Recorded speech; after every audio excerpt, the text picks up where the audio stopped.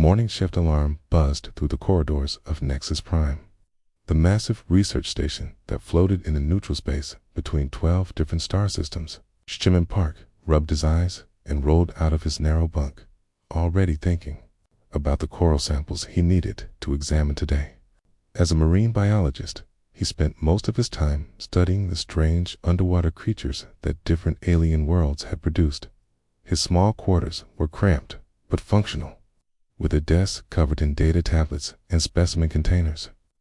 The walls showed holographic displays of various alien ocean environments, each more bizarre than anything Earth had ever created. Some had purple water that glowed in the dark. Others contained floating jellyfish the size of buildings.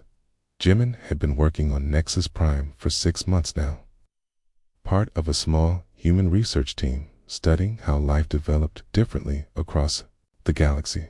The work was fascinating, but sometimes he felt isolated among the hundreds of alien species that called the station home.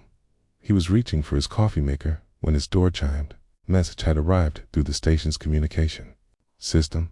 Jimin frowned as he read the sender's name. He had never heard of the Galactic Fitness Evaluation Council before. The message was written in standard galactic script, which is translation software converted to Korean automatically.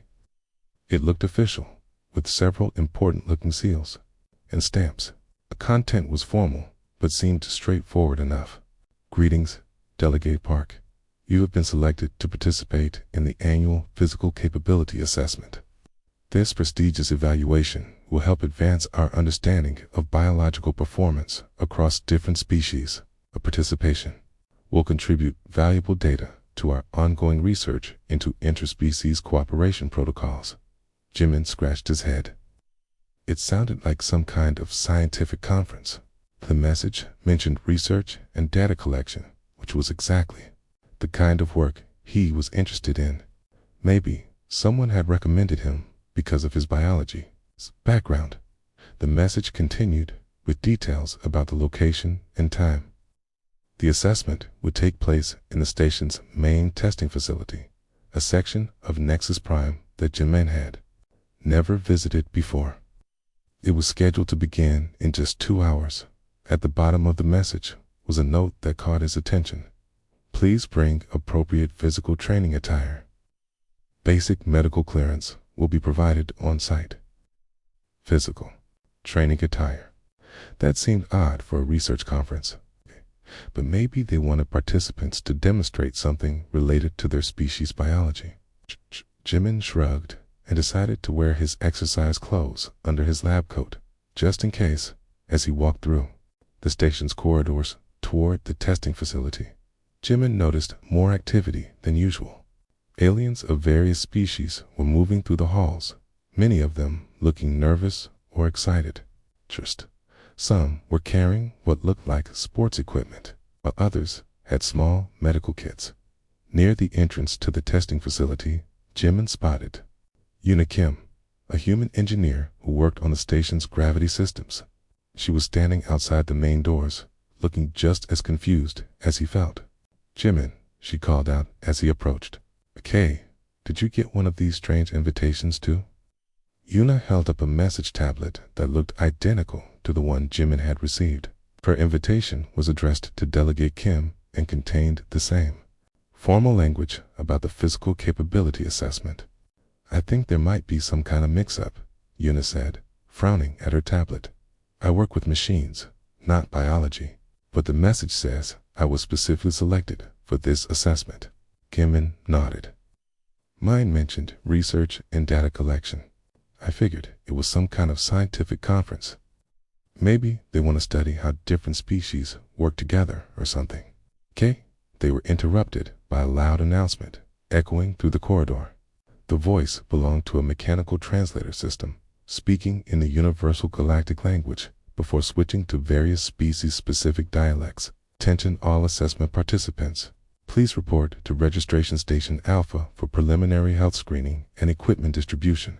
The annual physical capability assessment will begin in 90 minutes. Around them, aliens of all shapes and sizes were gathering near the facility entrance.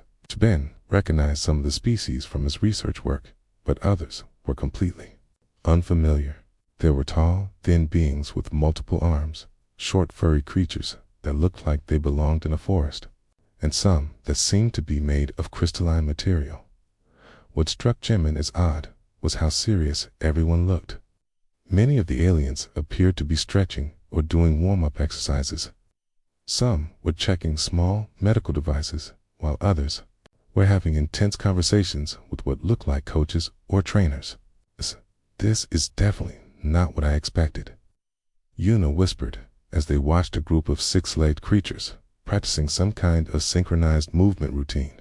A tall, thin alien with pale blue skin and large black eyes approached their group. It wore an official-looking uniform with the same seals that had been on their invitations. "Greetings, participants," the alien said in heavily accented but understandable galactic common. "I am Vextera, coordinator for this cycle's assessment. You must be the representatives from Earth." Jimin and Yuna exchanged glances. Representatives from Earth? That sounded much more important than they felt. "I must admit," Vextara continued, "we were surprised to receive Earth's participation request. Your species has not been involved in previous assessments." "Are you certain you wish to proceed?" Well, Jimin said carefully.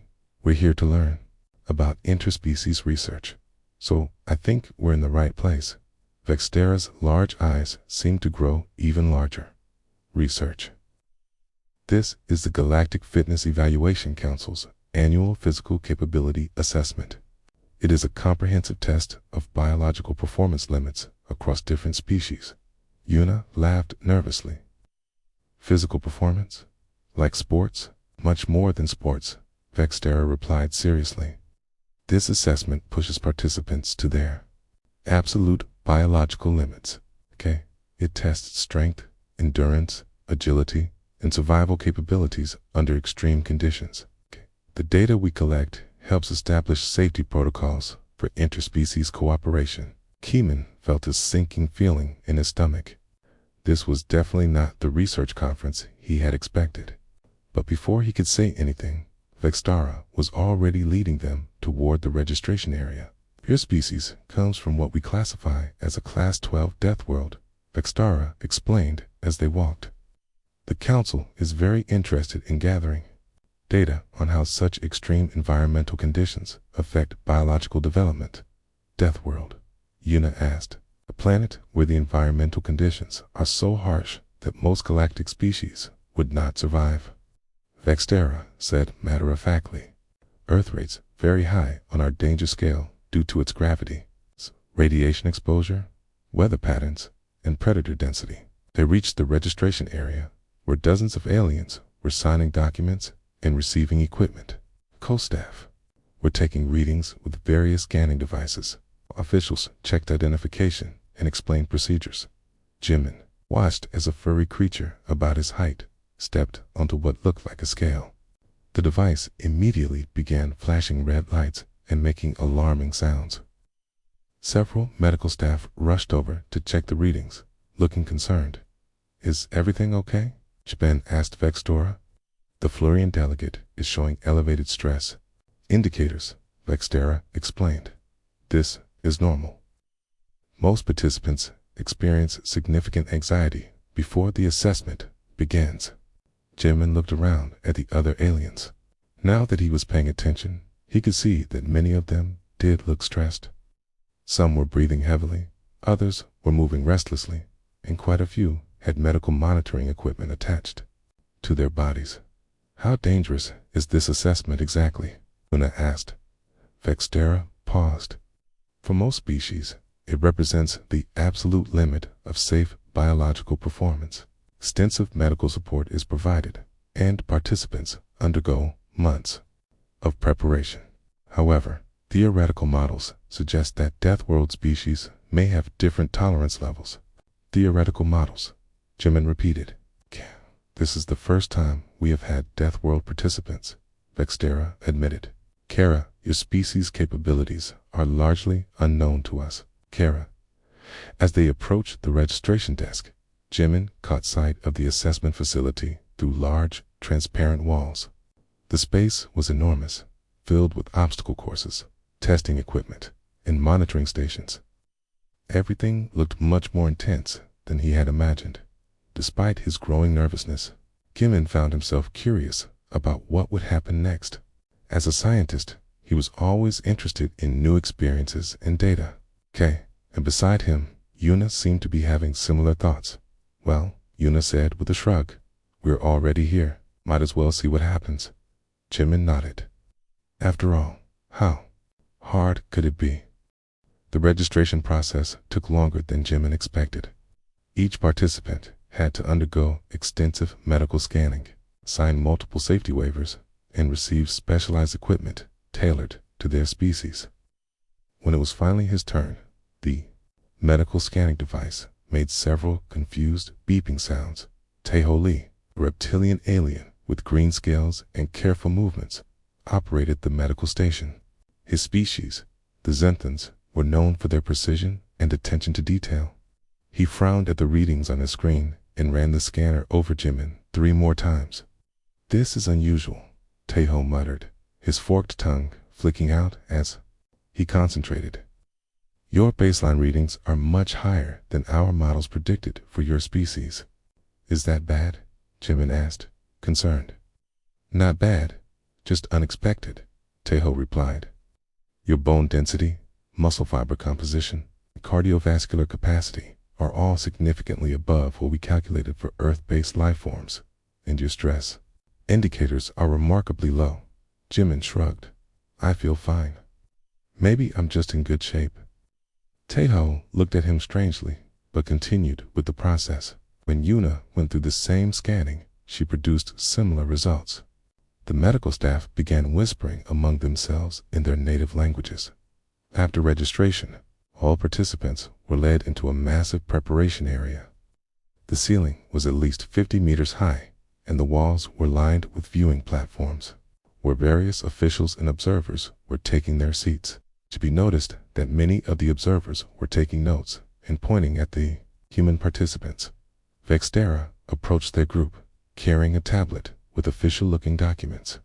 "Before we begin the assessment phases, all participants must complete the preparatory conditioning sequence. This helps us establish baseline performance levels and ensures everyone is properly warmed up." "Warmed up for what?" Yuna asked.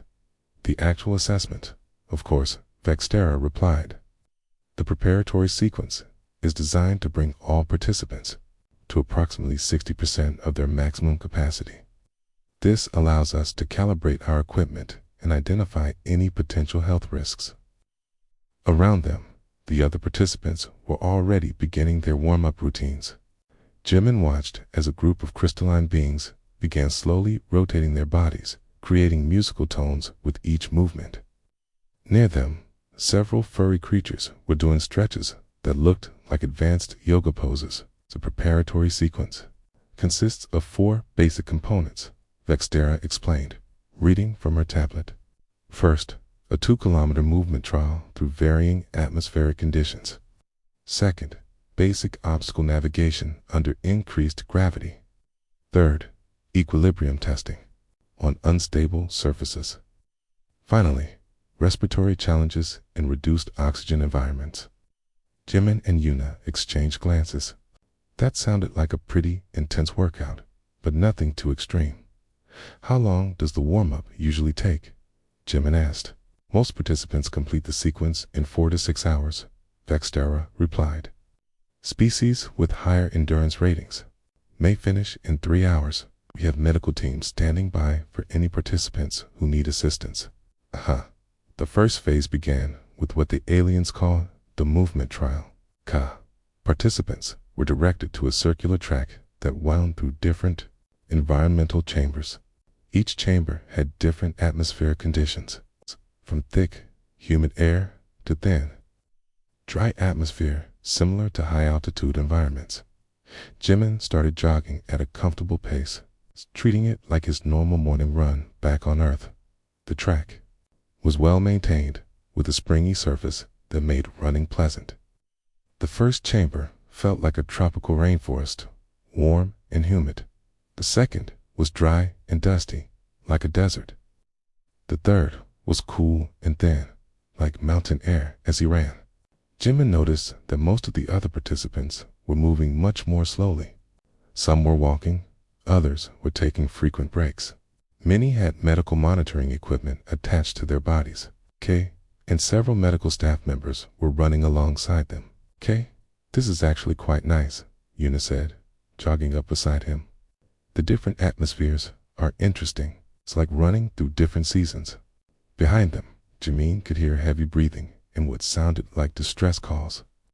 He turned to see a group of six-legged creatures struggling with the humidity in the first chamber. Several of them had stopped completely and were receiving medical attention. Should we slow down? Jimin asked, concerned about the other participants. We're not going that fast, Yuna pointed out. This is just a light jog. They completed the 2-kilometer trek in about 12 minutes, which felt normal to both of them. As they crossed the finish line, they found Vextera waiting with a group of officials, all staring at their tablets with confused expressions. That was refreshing, Jimin said, barely breathing hard. What's next? Vextera looked up from her tablet, her large eyes even wider than usual. You completed the movement trial in 12 minutes and 7 seconds. That is the fastest time recorded for this phase in the past 15 years. Really? Yuna asked, surprised. It didn't feel that fast. Your heart rates remained stable throughout the entire sequence, Taeho added, approaching with his medical scanner. Most participants show significant cardiovascular stress by the halfway point. The second phase involved obstacle navigation under increased gravity. The testing chamber could adjust gravity levels, and for this phase, it was set to 1.5 times standard galactic gravity. For most alien species, this represented a significant challenge. Jimin and Yuna entered the chamber, which contained a series of walls to climb, gaps to jump, and narrow beams to balance on. The increased gravity felt similar to wearing a heavy backpack, noticeable, but not particularly difficult.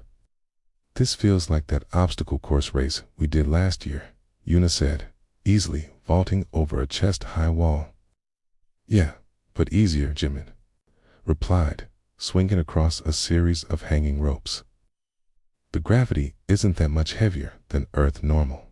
They moved through the obstacle course at a steady pace, helping each other when needed, and occasionally stopping to offer assistance to struggling participants. A small, furry creature called a Flurian was having trouble with one of the climbing walls, so Jimin gave it a boost to reach the top. Thank you, Earth human, the Flurian said in heavily accented galactic common. Your strength is most impressive. No problem, Jimin replied. We're all in this together. By the time they finished the obstacle course, a small crowd had gathered. In the observation area, Jimin could see aliens pointing at them and talking excitedly. Some were taking pictures with their recording devices. The third phase tested equilibrium on unstable surfaces. Participants had to walk across platforms that tilted, rotated, and shifted randomly. This was designed to challenge balance and coordination skills. Jimin found the moving platforms reminded him of walking on a boat deck during rough weather. His body automatically adjusted to the movement, keeping him balanced without much conscious effort. Yuna, with her engineering background, seemed to enjoy figuring out the patterns of movement. This is actually fun, she said, hopping from one tilting platform to another. It's like a puzzle that you solve with your whole body. Other participants were struggling much more with this phase. Several had safety harnesses attached to prevent falls, and medical staff were standing by with emergency equipment. The crystalline beings, in particular, seemed to have difficulty with the unpredictable movements. The final phase of the preparatory sequence involved respiratory challenges in reduced oxygen environments. Participants entered chambers where the oxygen level was gradually reduced while they performed simple exercises. Jimin noticed the change in air quality immediately. It reminded him of hiking at high altitude. His breathing became slightly deeper, but he felt no distress. Yuna seemed similarly unaffected. This is like that mountain climbing trip we took, she said, continuing to do jumping jacks in the thin air. Except warmer and without the view, Jimin agreed. Around them, other participants were clearly struggling. Many had switched to emergency oxygen supplies, while others had been removed from the chamber entirely. The few who remained were moving slowly and breathing heavily. When they completed the respiratory challenge, Jimin and Yuna found themselves alone in the chamber. All the other participants had either finished earlier or been removed for medical reasons. "Is that it for the warm-up?" Yuna asked as they exited the chamber. Vextera was waiting for them, surrounded by a group of officials who were all talking at once in various alien languages. She looked stunned. "You completed the entire preparatory sequence in 1 hour and 43 minutes, she said slowly. "Your vital signs showed no significant stress indicators. Your performance ratings were consistently in the superior range across all 4 phases. That's good, right?" Jimin asked. "Most participants require rest periods between phases," Vextera explained. "The preparatory sequence is designed to bring participants to their safe maximum performance levels. You appear to have treated it as a light exercise session." Taeho approached with his scanner, taking readings from both humans. "According to my instruments, you are both operating at approximately 30% of your calculated maximum capacity. The preparatory sequence should have brought you to at least 70%. The main assessment area was 3 times larger than the preparation chamber. Massive screens displayed real-time data from dozens of monitoring stations, while complex machinery hummed quietly in the background.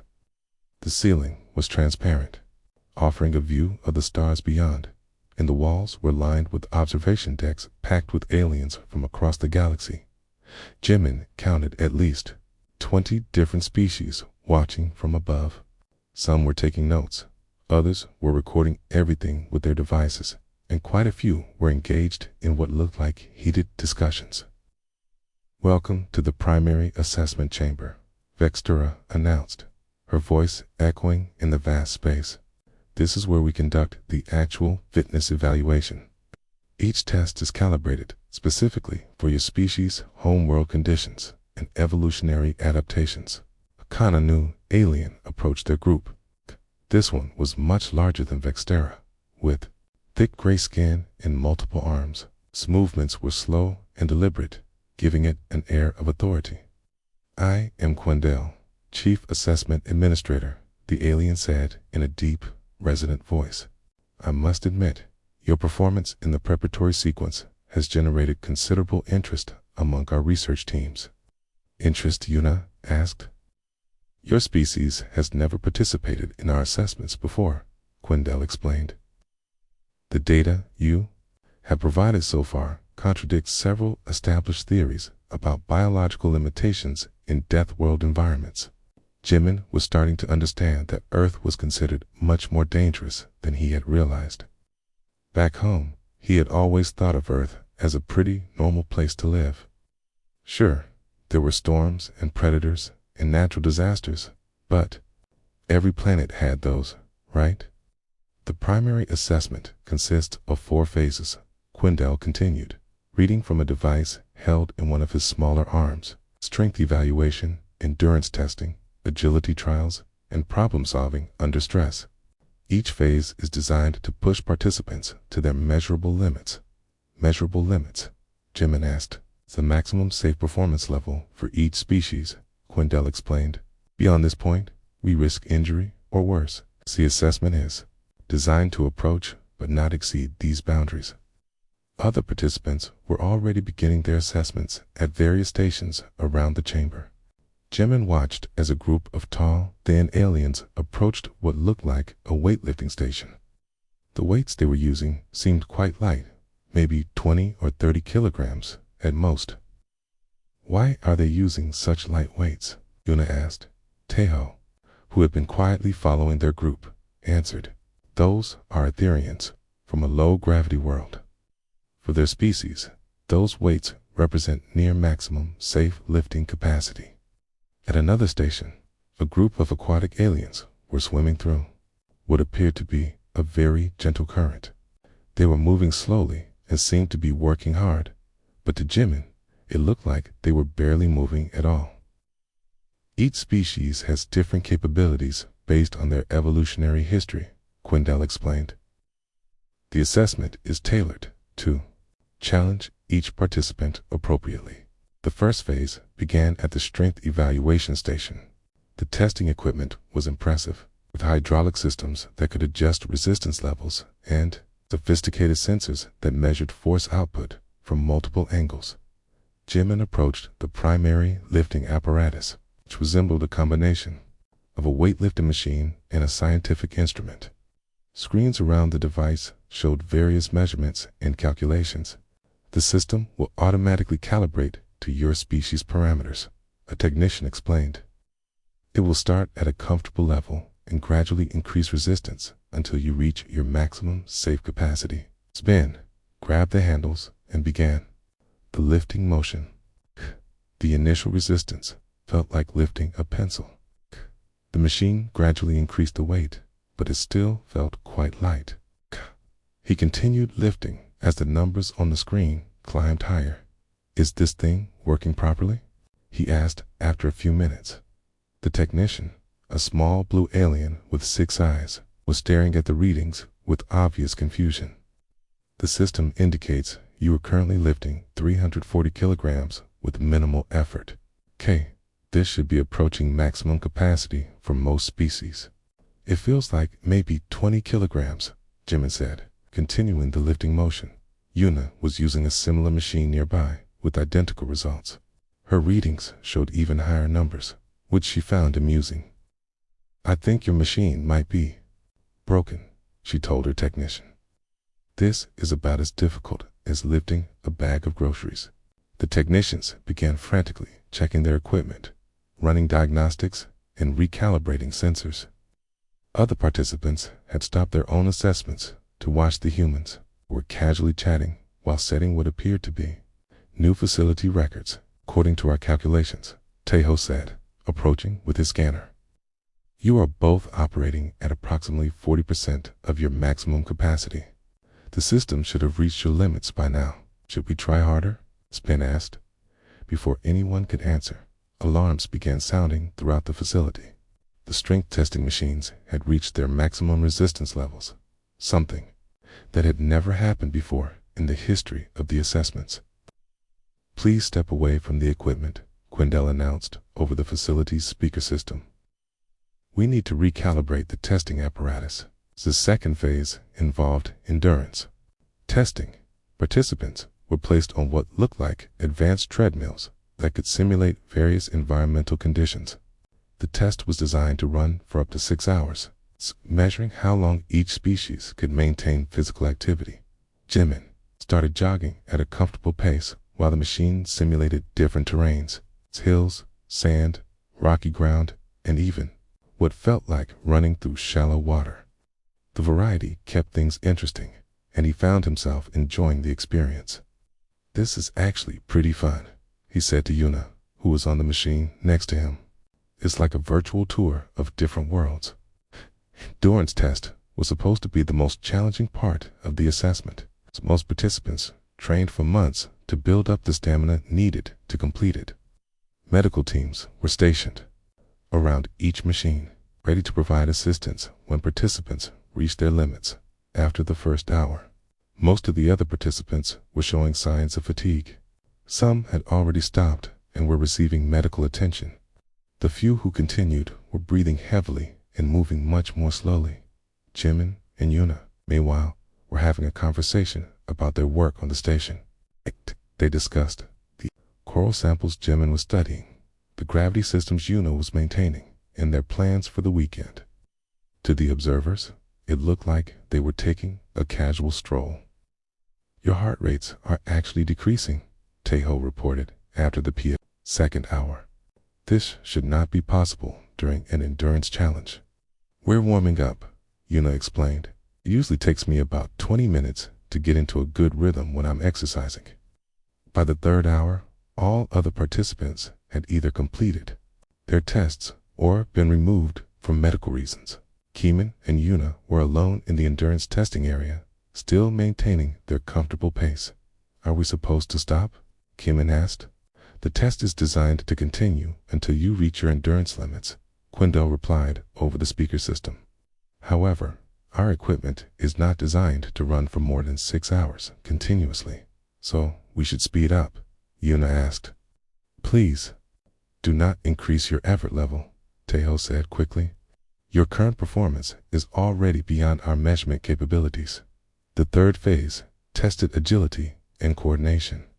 Participants navigated through complex obstacle courses that required precise movement, quick reflexes, and careful timing.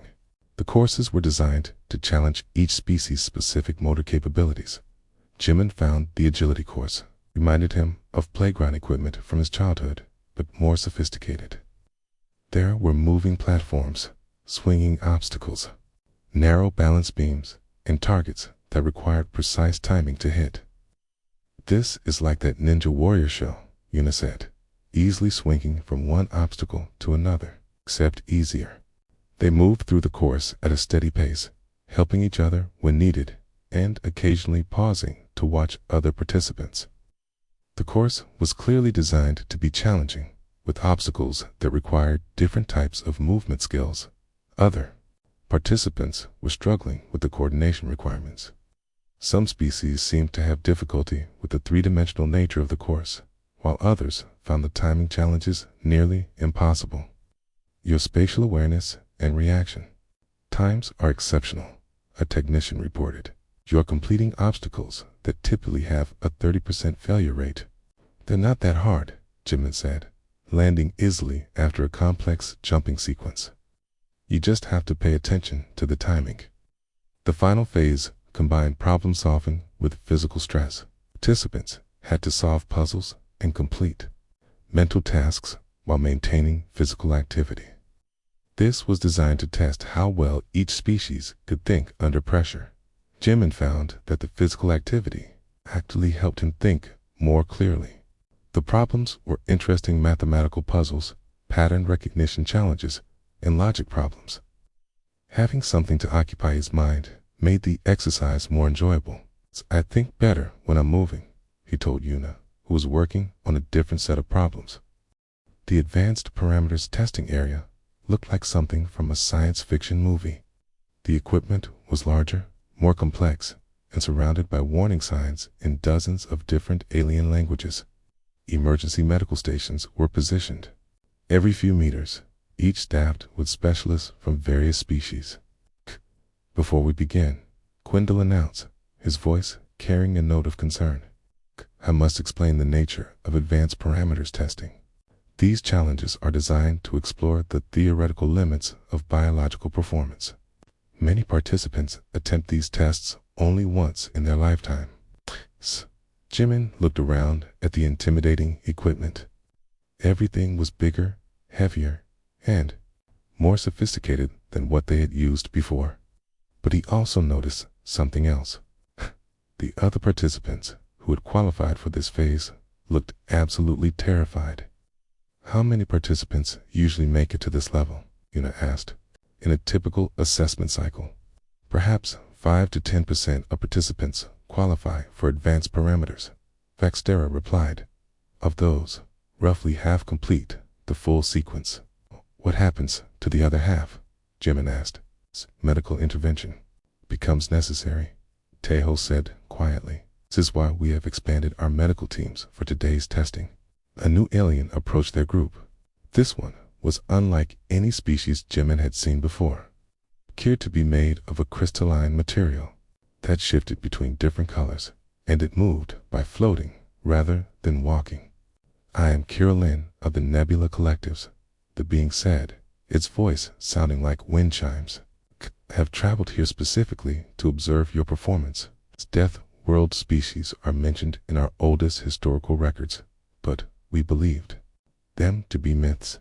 Myths? Yuna asked. Stories of beings who could survive in environments that would destroy most life forms, Kirillin explained. Creatures who thrived in high gravity, intense radiation, and extreme weather. We thought such adaptations were impossible. Earth isn't that bad, Jimin said. Sure, We have storms and earthquakes and things, but you learn to deal with them. Kira Lynn's crystalline form flickered between blue and purple. Your planet's gravity is more than twice galactic standard. Your radiation levels would be lethal to most species within hours. And your weather systems are violent enough to destroy entire cities. Well, when you put it like that, Yuna said with a laugh, I guess we are pretty tough. The first advanced parameters test involved something called maximum resistance strength evaluation.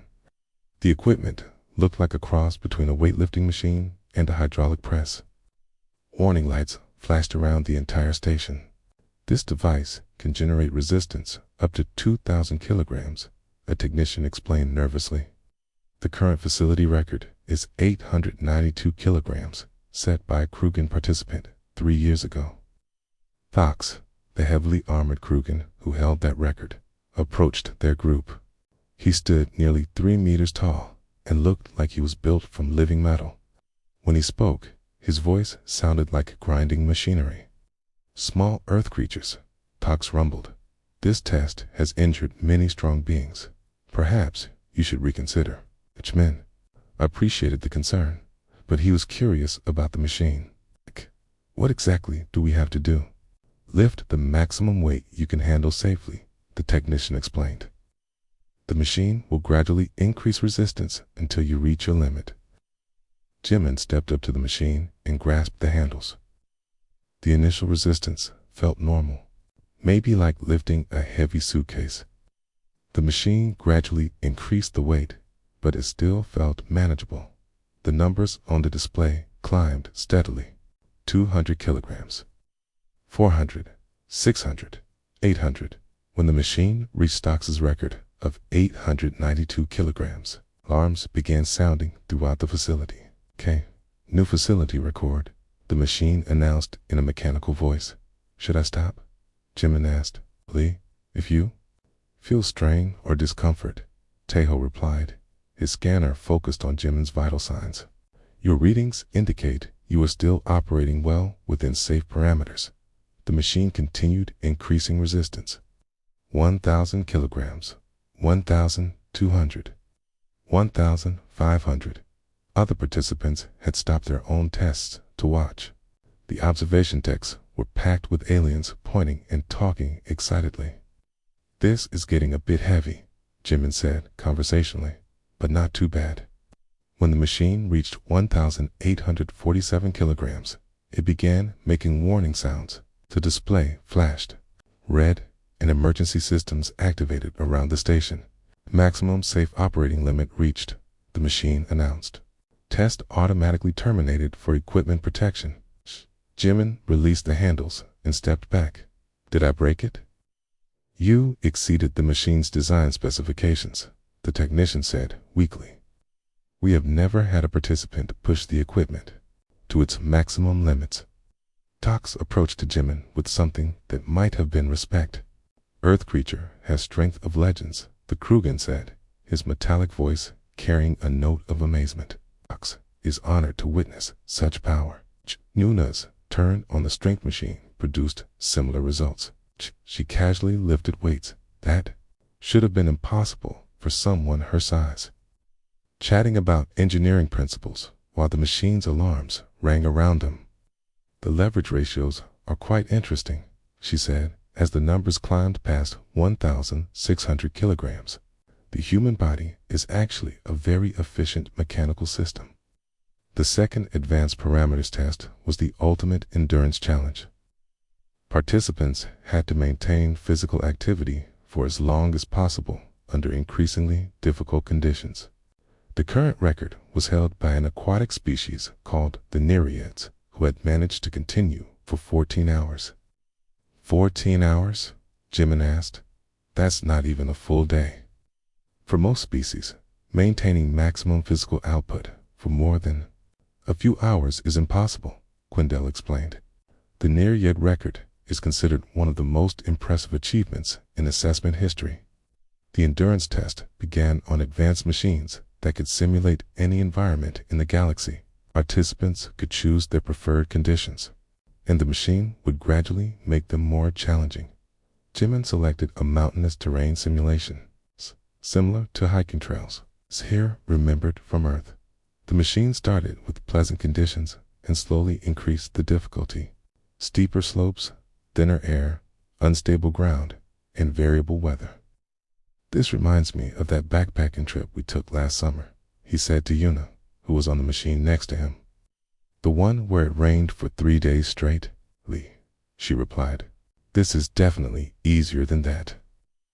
By the 6th hour, all other participants had either finished their tests or required medical assistance.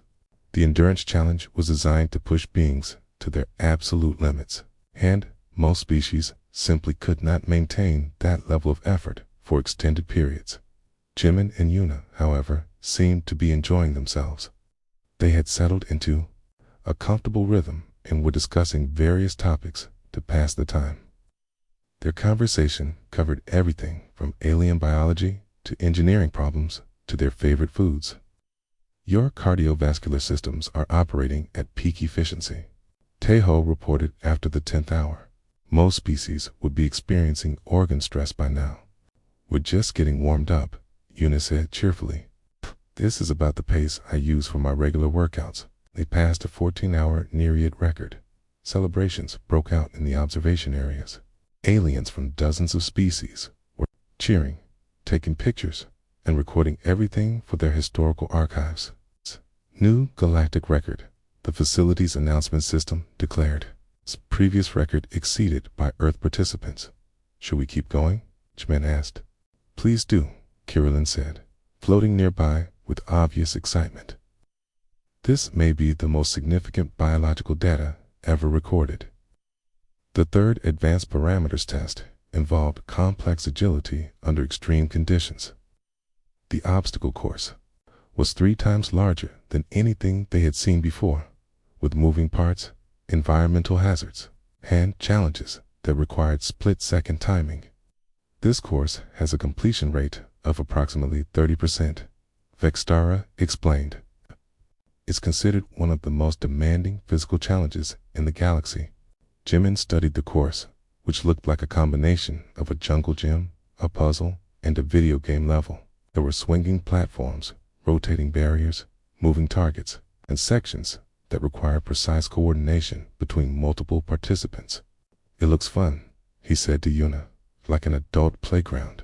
They entered the course together, moving at a steady pace and helping each other navigate the more complex obstacles. What impressed the observers was not just their physical capability, but their problem-solving approach. They are treating it like a game, one alien observer noted. Most participants approach this course with fear and careful planning. Earth creatures seem to enjoy physical challenges, another replied. This behavior is unlike any species we have studied. Jimin and Yuna completed the course in record time. But what amazed the aliens even more was that they seemed to be having fun doing it. They laughed when they made mistakes, encouraged each other through difficult sections, and even took time to admire the engineering of some obstacles. Course completed in optimal time, the facility announced. New efficiency record established. Final advanced parameters test was cognitive function under maximum physical stress. Participants had to solve increasingly complex problems while maintaining intense physical activity. This test had the highest failure rate of all assessments. Asterisk, the theoretical maximum parameters testing chamber was unlike anything Jimin had seen on the station. The room was separated from the observation areas by thick, transparent barriers, and warning signs covered every surface. Emergency, medical. Teams from a dozen different species were stationed around the perimeter, equipped with life support systems for various alien physiologies. Before we proceed, Quindell announced, his voice carrying obvious concern. I must explain that no participant has ever completed the full theoretical maximum sequence. These tests are designed to explore the absolute limits of what biology might theoretically achieve. New figure approached their group. This alien was ancient-looking, with weathered skin that seemed to shift between different textures. Its movements were slow and deliberate, and when it spoke, Every other alien in the chamber fell silent.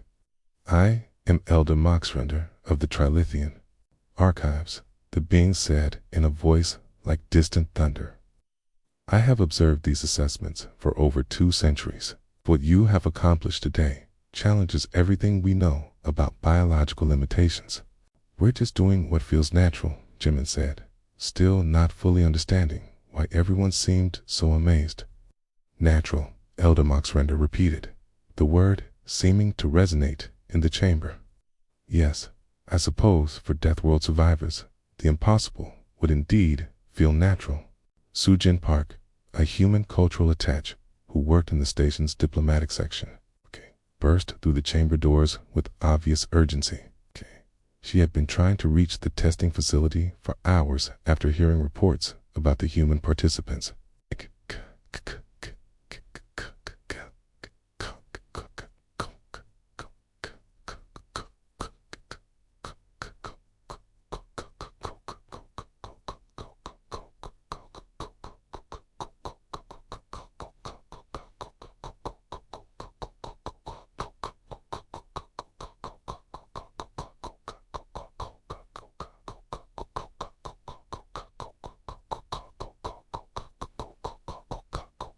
Koka, Koa, Ga, A, and we live. We are, I am, go, I am, I said, I got, I will,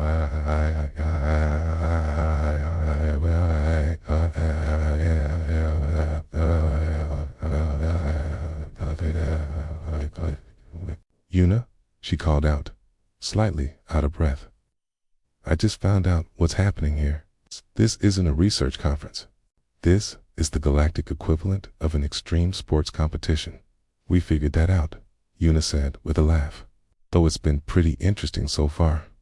Sujin looked around at the intimidating equipment in the crowds of alien observers. "Do you understand that most species train for years just to qualify for the basic levels? Okay? And you two just wandered in by accident?" "It wasn't exactly an accident," Jimin said. "We got invitations. Those invitations were meant for the station's alien delegates," Sujin explained. "There was a bureaucratic mix-up in the translation system." Before anyone could respond, Vextera approached with a tablet containing new information. "The Galactic Council has been monitoring today's events. They have requested that we proceed with the theoretical maximum testing under full documentation. Protocols." "The Galactic Council?" Sujin asked, her eyes widening. "This is being watched by the highest levels of galactic government. Your species' performance has attracted attention from across the galaxy," Elder Moxrender explained. "The theoretical tests confirm what we have observed. Will fundamentally change how we understand biological capabilities. The first theoretical maximum test was called absolute structural stress resistance. The equipment looked more like a torture device than exercise machinery. It's designed to test how much physical force a being could withstand before structural failure occurred. This test has never been completed successfully," Tejo explained, his scanner trembling slightly in his clawed hands. "Forces involved approached the theoretical breaking points of organic tissue." "Breaking points?" Yuna asked, suddenly looking more concerned. "Do not worry," Quindal said quickly. "The equipment has multiple safety systems. If any readings approach dangerous levels, the test will automatically terminate." Spin approached the machine, which resembled the combination of a medical scanner and a hydraulic press. The device would apply carefully controlled pressure to test the limits of bone density, muscle strength, and tissue resilience. "Just relax and let the machine do its work," the technician instructed. Most participants experienced significant discomfort, but tried to remain still. The machine began its analysis, applying gradually increasing pressure to different parts of Jimin's body. The readings on the display climbed steadily, but Jimin felt only a mild sensation, like getting a deep tissue massage. "This actually feels pretty good," he said, surprising everyone in the chamber. "It's like those massage chairs at the mall." The machine continued its testing, reaching levels that should have caused severe discomfort. Other participants who had attempted this test typically lasted only a few minutes before the pressure became unbearable. "Your bone density readings are off our measurement scale," Tejo reported, his voice filled with amazement. "And your muscle tissue is showing no signs of stress, even at maximum pressure levels." When the machine reached its absolute maximum pressure output, alarms began sounding throughout the facility. The test had never progressed this far before, and the equipment was operating beyond its normal parameters. "Test completed successfully," the machine announced. "Participant structural integrity maintained at all testing levels." The second theoretical maximum test involved survival under impossible conditions. Participants were exposed to environmental extremes that would be lethal to most known life forms. Radiation levels, temperature variations, atmospheric pressure changes, vast gas mixtures that represented the worst conditions found anywhere in the galaxy. "This test simulates the environment of Kepler 438b, Vextara explained. T's considered the most hostile planet ever discovered. Nothing should be able to survive there." Spin entered the environmental chamber, which could replicate any planetary conditions. The test began with radiation levels that would kill most aliens. Within minutes, combined with temperatures that alternated between freezing and scorching hot. "How do you feel?" Tejo asked over the communication system. "A bit warm," Jameen replied, "but not too bad. Tia, it reminds me of that desert camping trip we took last year, except with better air conditioning." The test progressed through increasingly hostile conditions. Atmospheric pressure that would crush most beings. Toxic gases that would dissolve organic tissue, and radiation levels that should have been instantly lethal. "His cellular structure is not just surviving these conditions," Tejo reported too. "The observation team appears to be adapting and strengthening in response to the stress." Yuna's turn in the environmental chamber produced similar results. She treated the extreme conditions like an interesting weather experiment, commenting on the different atmospheric compositions and their effects. "The low-pressure environment is fascinating," she said, "while being subjected to conditions that would implode most alien bodies. Can feel my circulatory system adjusting automatically." The third theoretical maximum test was cognitive function beyond physical limits. Participants had to solve impossible mathematical problems while there. Bodies were pushed far beyond what should be survivable stress levels. This test combines maximum physical stress with cognitive challenges that require processing power beyond what most brains can achieve, Elder Moxrender explained. It is designed to explore the theoretical limits of consciousness itself. Tests began with Jimin solving complex quantum physics equations while running on a machine that simulated the gravity of a neutron star.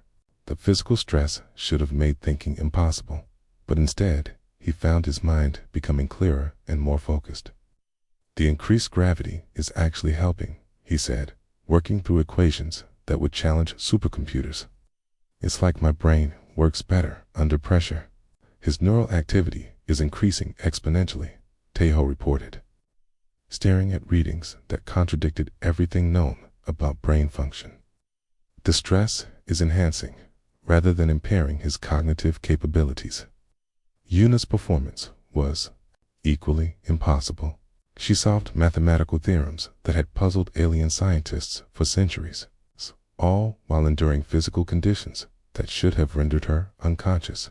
"I think I just figured out a more efficient way to design gravity generators," she said casually, finishing a proof that would revolutionize galactic engineering. When the final test concluded, the chamber fell completely silent.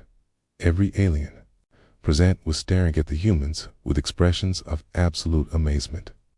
"In my 200 years of observing these assessments," Elder Moxrender said slowly, "I have never witnessed anything like this. You have not just exceeded our expectations. You have redefined what we thought was possible for biological life." "So we did okay?" Spin asked, still not fully grasping the magnitude of what had happened. Carolyn S. crystalline form flashed every color in the spectrum. You have just demonstrated that Deathworld species operate on a completely different biological paradigm than the rest of us. Sujin approached them with a mixture of pride and concern. Do you two realize that you just rewrote the galactic understanding of what living beings can achieve? We were just doing our best, Yuna said, with a shrug. Your best, Quindel said, his multiple arms moving in complex patterns of amazement. It's beyond what we considered theoretically possible. Vixtara approached with a new message tablet. The Galactic Council has made an immediate decision regarding Earth's application for galactic citizenship. Based on today's demonstration, humans are being offered full membership status with immediate effect. Really? Jimin asked, surprised. Just for doing some exercise,